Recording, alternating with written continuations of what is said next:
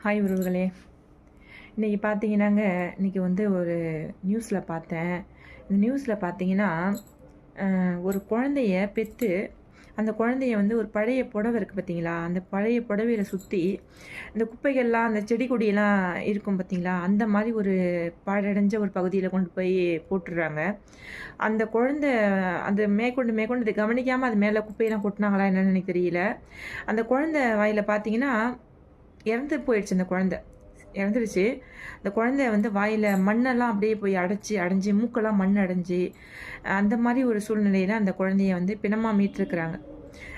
நான் என்ன சொல்ல வரேன்னா, இது எந்த பாவி செஞ்சாலும் எனக்கு தெரியாது.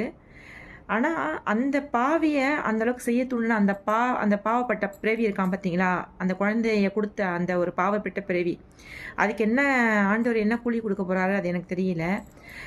நான் என்ன சொல்கிறேன்னா, பெண்கள்லாம் வந்து ரொம்ப வந்து அவன் வந்து ஒரு 5 நிமிஷம் சுகத்துக்காக அவன் வந்து அந்த வேலையை அவன் பண்ணிட்டு போயிட்டான்.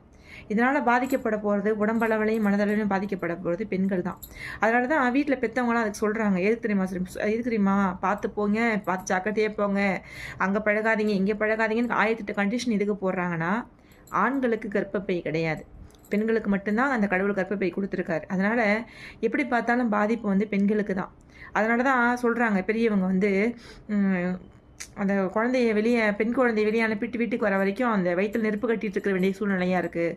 ஒருத்தன் கையில் பிடிச்சி கொடுக்குற வரைக்கும் வயிற்றில் நெருப்பு கட்டி இருக்கிற ஒரு சூழ்நிலையாக இருக்குது அப்படின்னு எதுக்கு தெரியும், அந்த பெரியவங்க அதுக்கு தான் அப்பயே சொல்லியிருப்பாங்க. அதனால் இதை நீங்கள் வந்து அந்த குழந்தைய வந்து உண்மையிலே சொல்கிறேன், ஒரு நல்ல தாயாக இருந்திருந்தா ஒரு வேளை உங்களுக்கு பேக்ரவுண்ட் சரியில்லாமல் இருந்திருக்கலாம், எந்த ஒரு சப்போர்ட்டிவும் இல்லாமல் இருந்திருக்கலாம். எந்த சூழ்நிலையில் அந்த குழந்தைய போய் நீங்கள் அவங்ககிட்ட பெற்றுக்கிட்டீங்க அப்படிங்கிறது அந்த வாங்கினீங்கன்னா எனக்கு தெரியாது. ஆனால் நீங்கள் பண்ணது மிகப்பெரிய பாவம். இந்த பாவம் வந்து உங்களை நிம்மதியாகவே தூங்க விடாது. நீங்கள் இதை பண்ணிட்டு போயிட்டீங்க, ஆனால் அந்த அந்த செகண்ட்லேருந்து உங்களுக்கு கரும ஆரம்பிச்சிருச்சு என்ன. அதனால் ஒரு தவறை பண்ணுறதுக்கு முன்னால் பல தடவை யோசிங்க என்ன. இதுக்கு நான் என்ன சொல்கிறேன்னு தெரியல. ரொம்ப கேவலத்துக்குரிய ஒரு விஷயம். ஒரு பெண்ணாக இருக்கக்கூடிய தகுதியே நீங்கள் இங்கே அதை பண்ண யாராக இருந்தாலும் சரி இழந்துட்டீங்க.